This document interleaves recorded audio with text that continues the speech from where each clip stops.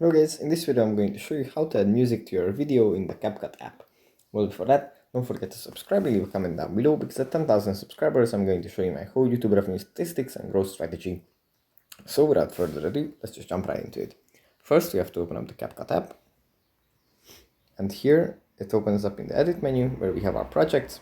From here we just select one that we want to edit. Then in the bottom row we tap on audio. Then we tap on sounds, and here we have a lot of